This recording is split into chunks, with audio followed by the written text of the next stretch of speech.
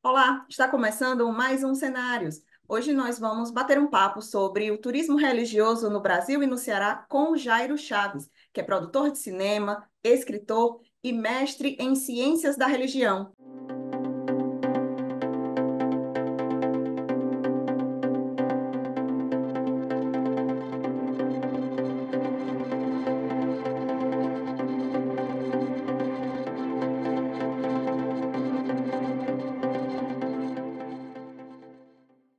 Tudo bom, Jairo? Seja bem-vindo aos Cenários.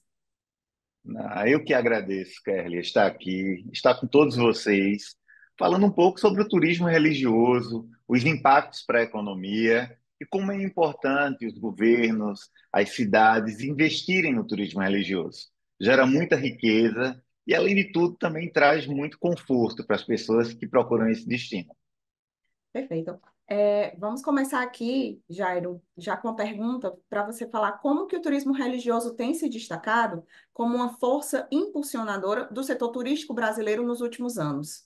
Olha, Kelly, a gente precisa compreender que o turismo religioso movimenta 15 bilhões de reais por ano. Então, assim, a gente tem grandes destinos aqui no Brasil, como Aparecida, como Círio de Nazaré, como aí no Ceará, a Romaria do Padre Cícero. E é muito importante porque o turismo religioso, além de gerar empregos, gerar riquezas, traz todo um cenário de desenvolvimento para a cidade. Você veja, vamos tomar a Romaria do Juazeiro aí no Ceará. Há mais de 100 anos que a cidade não para de crescer. São 2 milhões e meio de romeiros e peregrinos que se destinam ao Juazeiro em busca das suas práticas religiosas, mas que deixam no Juazeiro seu dinheiro lá no hotel, no restaurante. Então, há toda uma cadeia produtiva do turismo religioso. E é muito importante que se haja um investimento contínuo, não é? Para que as pessoas possam conhecer o que a cidade oferece e ampliar toda essa questão da economia e do desenvolvimento local. Perfeito. E quais são os destinos religiosos mais visitados no Brasil e quais fatores contribuem para essa popularidade desses destinos? Olha, primeiramente a gente está falando de destinos que vão trazer uma nova perspectiva de vida. O mundo, ele descobriu o turismo religioso e a força que ele tem. Primeiro eu vou falar de destinos internacionais, como Fátima, em Portugal, Lourdes, na França, Jerusalém. Então, são cidades que recebem milhões de romeiros e peregrinos. Quando a gente traz isso para o Brasil, a gente percebe que a gente tem um país muito espiritual, não é? Claro, fomos fundados por católicos, então, a religião católica se tornou a religião dominante do país. E com isso foram surgindo os santos, não é? Então, vamos dizer assim, pessoas que, através da sua fama de santidade, trouxeram esse movimento de romaria e de peregrinação. Agora, Kélia, é importante que a gente faça a divisão do que é romaria e do que é peregrinação, né? Quando eu tenho a questão do romeiro, eu tenho uma questão de um indivíduo que se desloca da sua cidade com o objetivo de praticar a sua fé. Se é romeiro, vai praticar a fé, vai praticar a sua religiosidade. Já o peregrino não. O peregrino ele tem o mesmo, vamos dizer, a mesma ideia de ir ao destino, buscar conforto espiritual, mas o peregrino ele também quer aproveitar o que a cidade oferece. Museus, teatros, restaurantes, e é aí que o turismo religioso se desenvolve, né? É nessa visão macro. Aqui no Brasil, a gente tem grandes destinos. O maior é Aparecida. Eu não sei se você já teve a oportunidade de ir a Aparecida, mas assim, é espetacular toda a estrutura que foi criada em Aparecida, né? Claro, a gente está falando da Santa Padroeira do Brasil e de toda uma mística que envolve essa santa, né? Porque há milagres, é algo que foi muito real, que já foi tema de novela, foi tema de cinema. Então, as pessoas do Brasil querem ir à Aparecida, conhecer e poder estar naquele local de santidade. A gente tem também o Círio de Nazaré, que para mim é uma grande experiência do turismo religioso no Brasil, porque quem pesquisa o Círio observa que houve um crescimento constante do evento. E quando eu falo do evento, é do evento mesmo. A gente precisa compreender que quando a gente fala do turismo religioso, eu estou falando de algo que é bom para a cidade, que é bom para a região, bom para o estado. E é muito importante que os prefeitos, que os deputados, que o governador possam enxergar isso também como desenvolvimento para a população. Então, a gente tem a Romaria do Padre Cícero, que, nossa, é uma das maiores do Brasil. Aí no Ceará também a gente tem a Romaria de São Francisco do Canidé.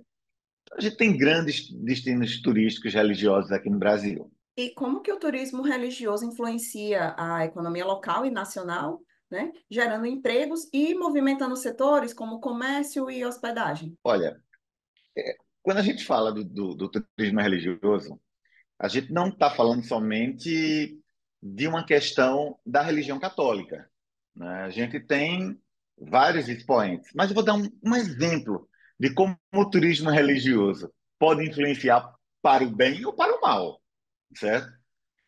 Lembra do João de Deus, lá em Abadiana? Então, pois é, quando João de Deus tinha fama de santo, milhares, para não dizer milhões de pessoas se dirigiam à Abadiana em busca de cura e de conforto espiritual. Quando surgiu toda a polêmica do João de Deus, então toda aquela cidade que estava vivendo uma prosperidade imediata, né, porque os negócios, as empresas, os hotéis, as pousadas, tudo aquilo era muito efervescente, porque as pessoas chegavam na cidade, não tinham de se hospedar, não tinham de comer, então toda uma cadeia produtiva foi se criando ali. Então, a partir do momento que houve todo aquele escândalo e as pessoas souberam realmente quem era João de Deus, a cidade passou de uma cidade próspera, de uma cidade onde as pessoas ganhavam muito dinheiro, para uma cidade fantasma. Então, assim, essa é a força do turismo religioso. Vamos falar de um bom exemplo de turismo religioso. O padre Cícero aí.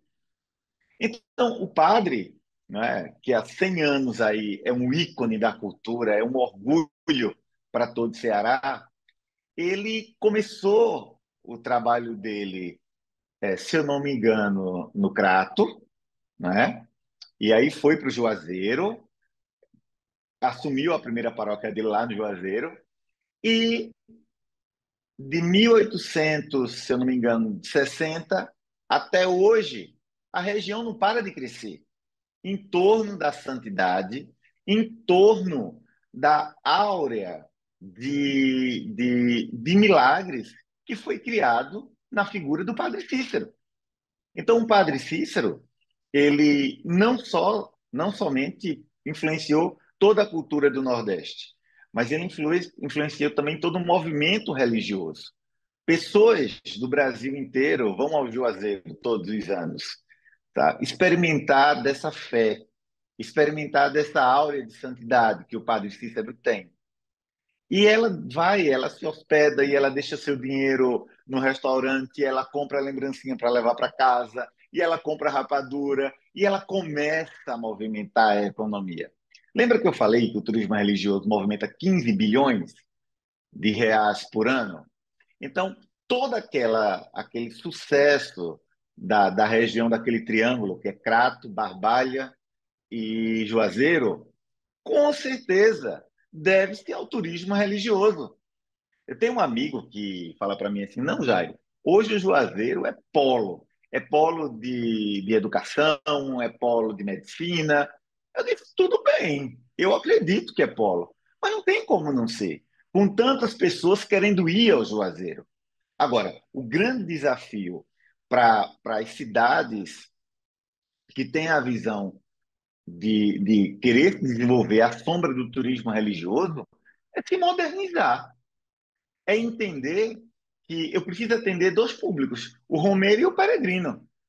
Eu não sei se você já teve uma experiência de querer muito conhecer um destino turístico e chegar lá e se decepcionar, certo? De olhar e dizer assim, poxa, eu vim aqui, eu queria conhecer, vamos dizer assim, o santuário do Padre Cícero, mas eu fui conhecer o santuário e ali acabou, né? Então, quando eu estive no Juazeiro, eu olho para aquele museu lá do Padre Cícero, né, que tem a Casa dos Milagres e tudo, e eu acho aquilo fantástico, aquilo é a nossa fé, a nossa cultura, mas eu acredito que precisa de um pouco mais de tecnologia, de se modernizar, de se criar um roteiro que amplie toda essa questão dos romeiros, dos peregrinos, e trazer essa experiência.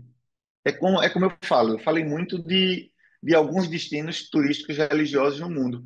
E aqui no Brasil, a gente vê como as pessoas também estão investindo nesse segmento, criando novas experiências.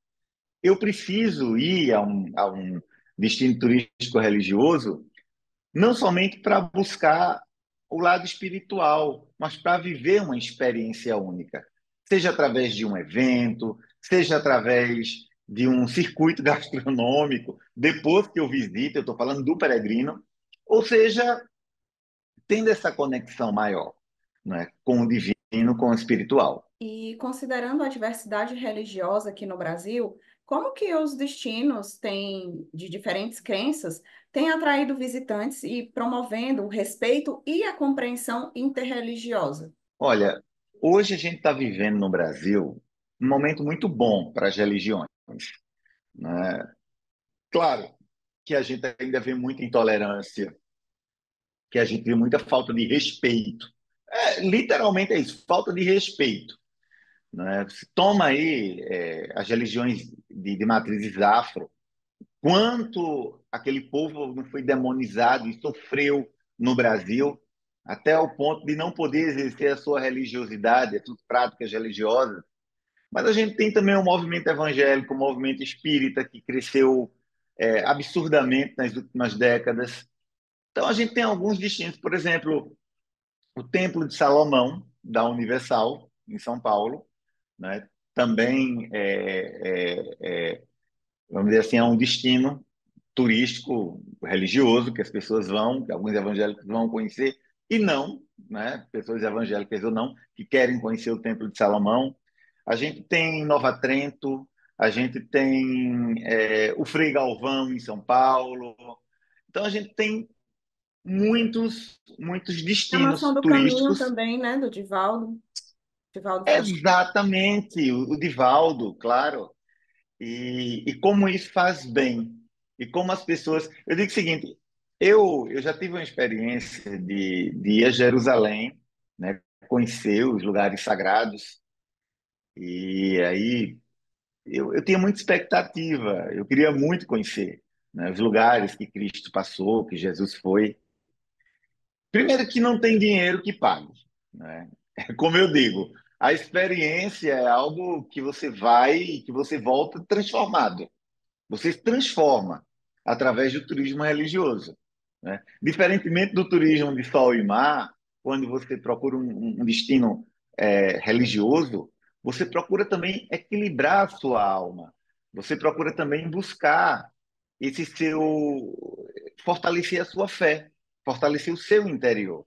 A gente estava conversando antes de começar aqui, Kelly. Eu lembro que você falou que que você queria muito que sua mãe conhecesse Fátima. Era o meu sonho é que ela fosse para Fátima comigo, mas ela tem medo de avião.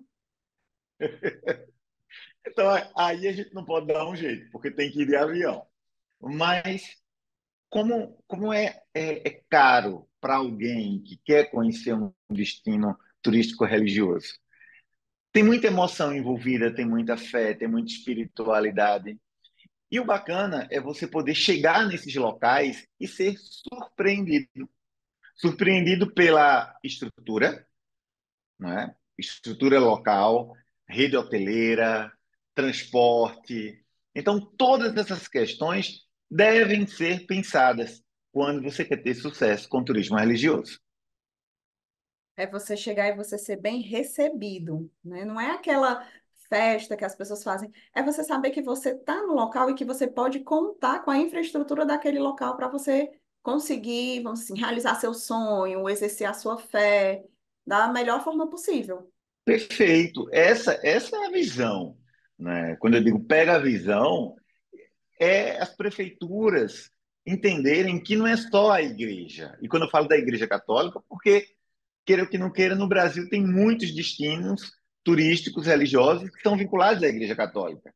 Mas como você falou, do Divaldo, de outras religiões que tem, por exemplo, quando a gente fala de religiões de matriz afro, tem terreiros na Bahia seculares que as pessoas não conhecem, né? E como eu falo para você, a minha vida inteira eu trabalhei com marketing e publicidade. E eu te digo, sem sombra de dúvida, eu só gosto daquilo que eu conheço, né? Porque alguns destinos turísticos religiosos estão crescendo absurdamente e outros estão perdendo devotos, perdendo romeiro e, consequentemente, perdendo dinheiro, né?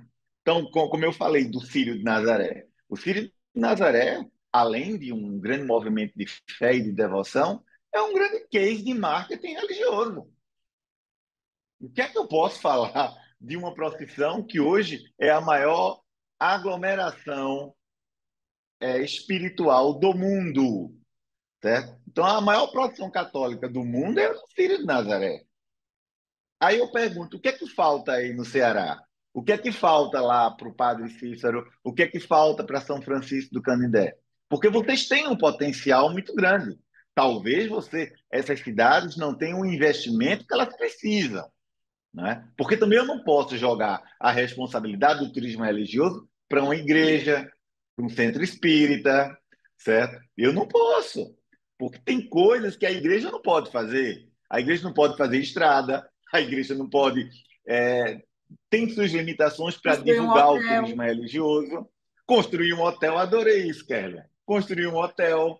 Então, a igreja tem suas limitações, ela faz a parte dela. Agora, é muito importante que o governo e a prefeitura façam a sua parte também. Exatamente. E aí, pegando um gancho nessa tua resposta, eu gostaria que você falasse para a gente quais são os principais desafios enfrentados pelos destinos de turismo religioso e, ao mesmo tempo, quais oportunidades eles proporcionam para o desenvolvimento sustentável local. Olha, desafios são muitos, muitos, né? Eu lembro de uma cidade que eu fui visitar um destino turístico religioso e a minha sensação foi o seguinte: quanto lixo na rua. Eu estou falando de uma das dificuldades, porque quando você tem muita gente visitando um lugar, lembra que eu falei de estrutura? E a estrutura ambiental é muito importante, né? Então você tem que ter toda uma questão sustentável, né? Porque todo esse turismo ele tem que conviver muito bem com a natureza, com o meio ambiente. Outra questão do turismo também é a infraestrutura de hotéis. Se eu vou em peregrinação, lembra que eu falo que é muito importante a visão do turismo religioso se modernizar? Você lembra o que era? Vamos falar do Ceará, vamos falar do Padre Cícero, que hoje ainda é a maior expressão do turismo religioso no Ceará. Lembra que as pessoas que iam no Juazeiro iam de pau de arara? Iam de pau de arara, aí dormia naquelas redes, não é? Então, muitas vezes, pô, não tem estrutura nenhuma, mas eu vou pela fé. Hoje, a gente, na verdade, pesquisando, a gente descobre que há um público crescente, mas um público que quer visitar o roteiro religioso, conhecer a cidade e ter conforto, né? Então, é muito importante dentro de uma perspectiva do turismo, a cidade buscar novos investimentos, construir novos hotéis, aumentar a malha hoteleira. Outra coisa, restaurantes, né? Fazer a divulgação desses restaurantes. Então, buscar dentro das limitações, porque a gente sabe que muitas vezes o município tem suas limitações e receber 2 milhões de pessoas, 3 milhões de pessoas, 4 milhões de pessoas não é algo fácil, mas de uma maneira sustentável, de uma maneira visionária, buscar facilitar a vida do romeiro e do peregrino que procura esse turismo. E qual o papel do turismo religioso na promoção da sustentabilidade ambiental e social, considerando aí a preservação de áreas naturais e o envolvimento das comunidades locais no processo? Olha, é fundamental, é fundamental. Eu, eu digo muito para você que hoje você tem que ter a mentalidade do desenvolvimento ampliado.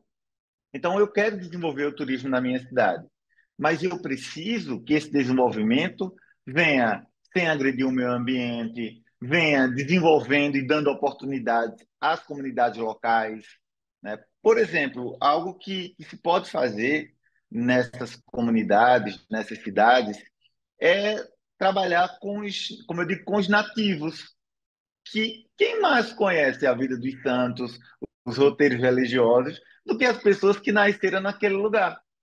Então, trazer indivíduos que moram nessas comunidades para promoverem o próprio turismo, sabe? Dentro de uma perspectiva empreendedora, trazer artesãos para criar lembranças que possam ser compradas pelos romeiros, pelos peregrinos que ali visitam, trabalhar toda a questão da reciclagem, porque a gente tem que imaginar, quando a gente tem um destino que atrai milhões de pessoas, a geração de lixo sempre vai ser um problema muito grande.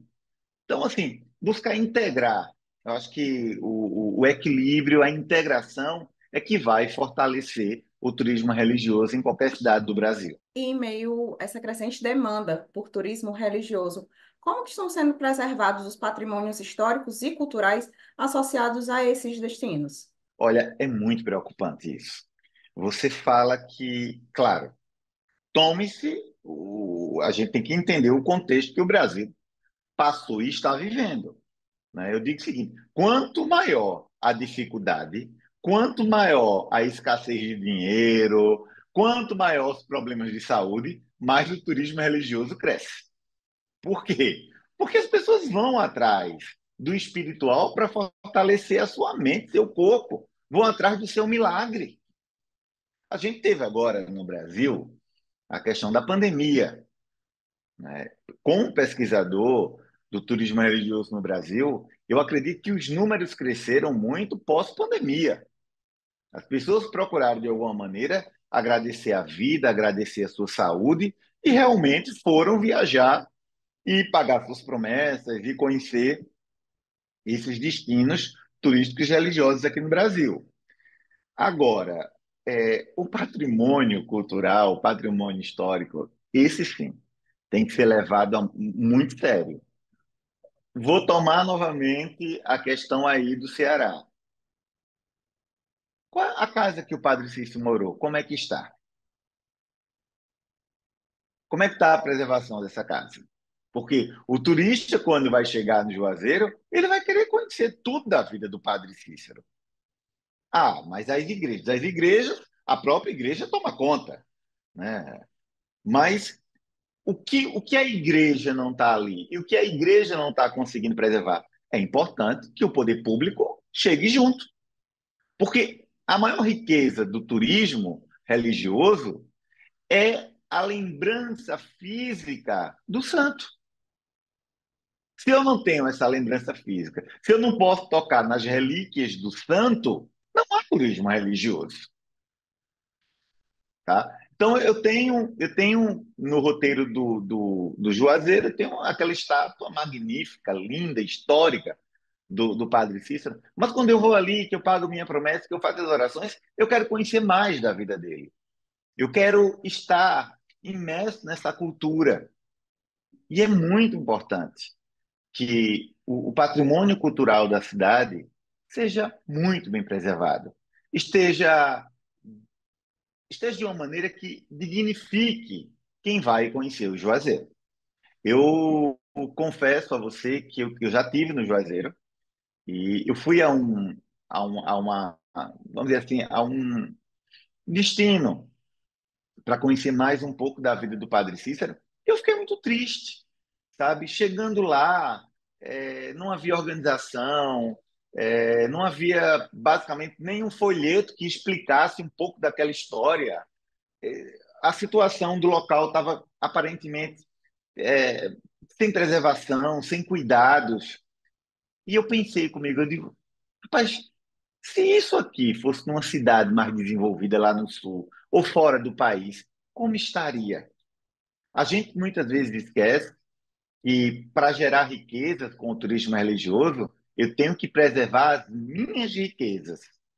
Eu tenho que ter um olhar de alguém que vê que eu estou recebendo convidados na minha cidade.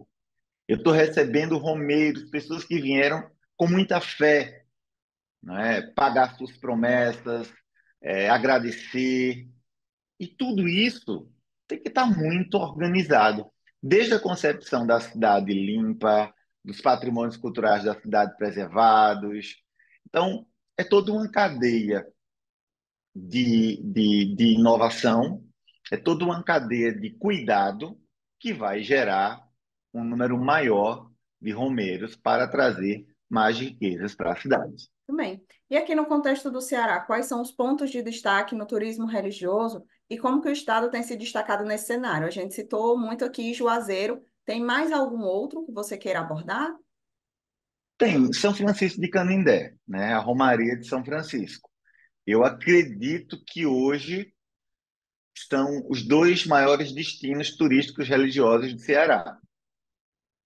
E eu vejo que o Ceará ele tem um potencial de crescimento muito grande, né? Então, eu digo o seguinte: um santo surge a cada dia, né? Agora é preciso mapear, é preciso entender que o turismo religioso ele só vai crescer com planejamento, com estrutura.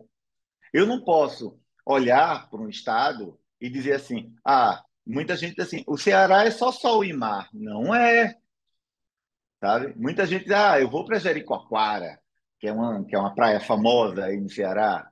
Mas Fortaleza tem lugares lindos para se visitar. O turismo religioso no Ceará, ele pode crescer e pode trazer números muito expressivos para a economia. Quando eu invisto no turismo religioso, eu não estou investindo em santo, não. Eu estou investindo na minha população, eu estou investindo na minha cultura, eu estou investindo nos meus valores, certo? Como é que eu posso,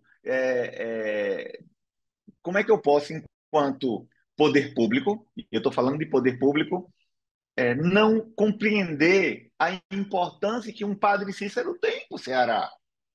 Porque não é só para o Ceará, é para o Brasil. Eu estou falando de um ícone da cultura nordestina, sabe? A Romaria de São Francisco do Canidé atrai milhares, milhões de pessoas que vão àquela região, que vão pagar suas promessas, que vão fortalecer a economia. Então, muitas vezes, o prefeito, a cidade, ele não tem um orçamento para receber tanta gente, porque os investimentos são altos.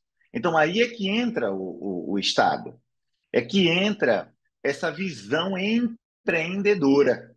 Agora, como eu falei para você, minha amiga, eu só gosto daquilo que eu conheço. Como é que eu, como é que eu estou divulgando o Padre Cícero para o Brasil? O que é que eu estou fazendo para divulgar a Romaria de São Francisco de Canindé? Como é que as pessoas conhecem o legado histórico? Porque muitas vezes a gente está falando de turismo religioso, mas muitas pessoas, como eu falei, do peregrino, ele vai a essa cidade em busca de cultura, em busca de história, em busca de conhecer o que se passou num determinado período de tempo. Então, assim, é muito importante que se faça um trabalho de resgate histórico, de preservação de todo esse patrimônio cultural que se tem.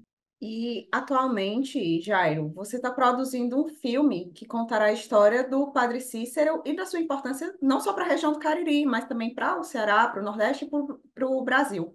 E aí, eu queria que você contasse para a gente mais detalhes sobre esse teu projeto. De onde que veio a ideia desse filme? Como que foi a escolha do elenco, né? Quem está no elenco do filme? E em que fase está a produção?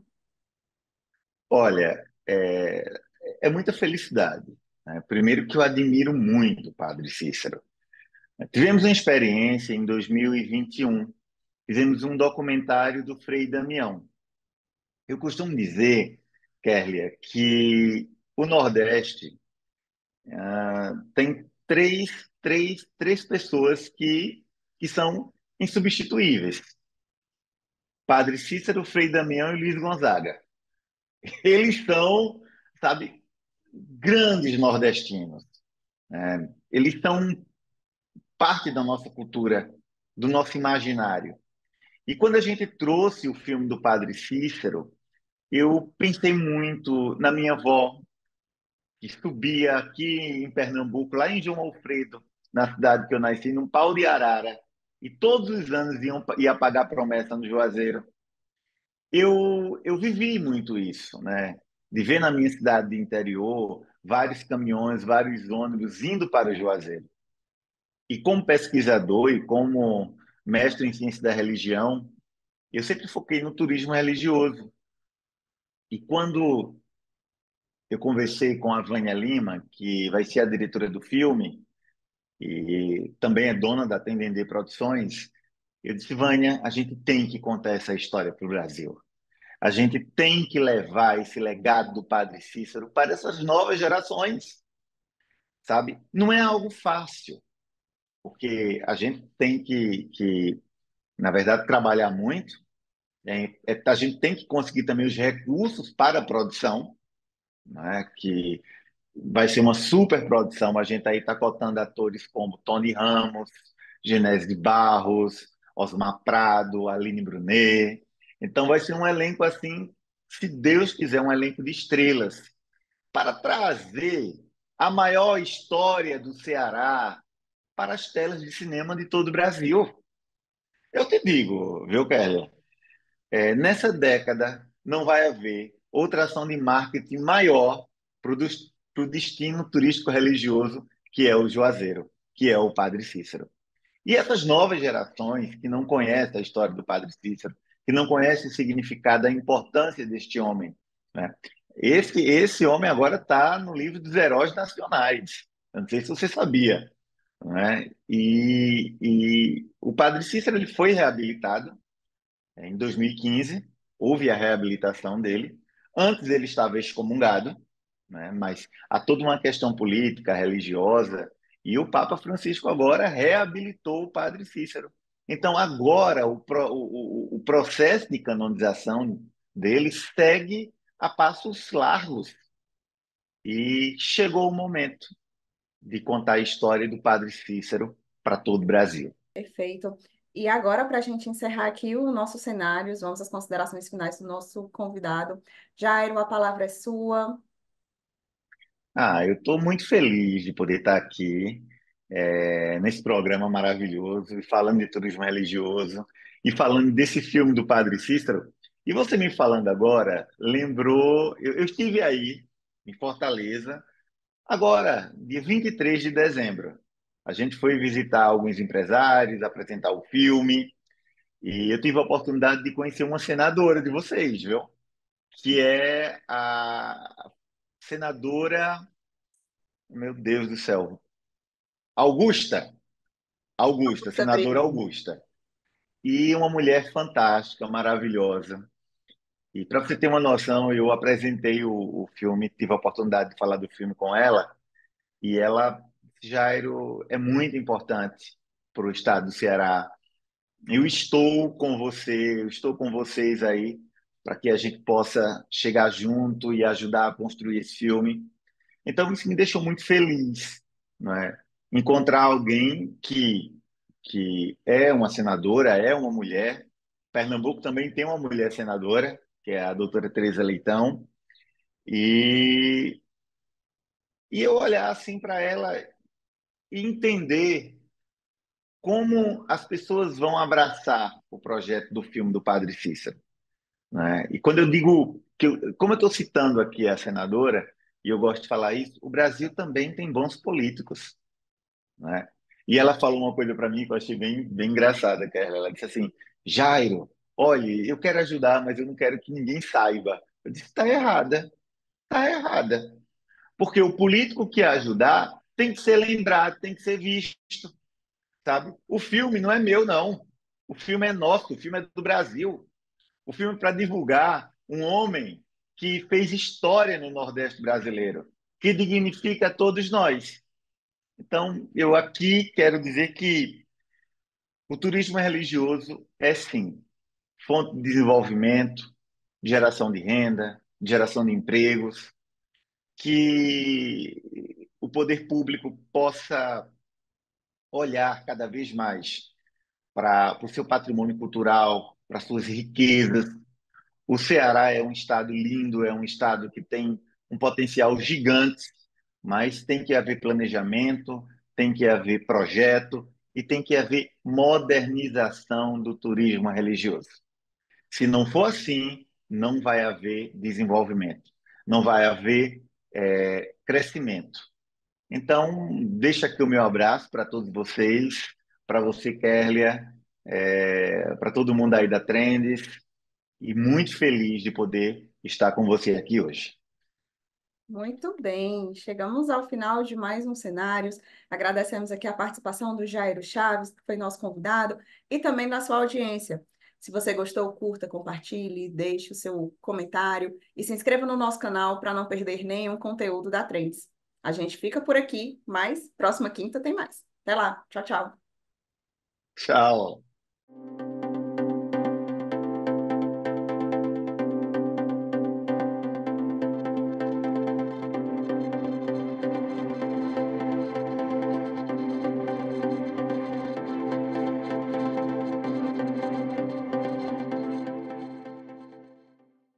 Inscreva-se no nosso canal, ative o sininho e fique por dentro dos melhores conteúdos.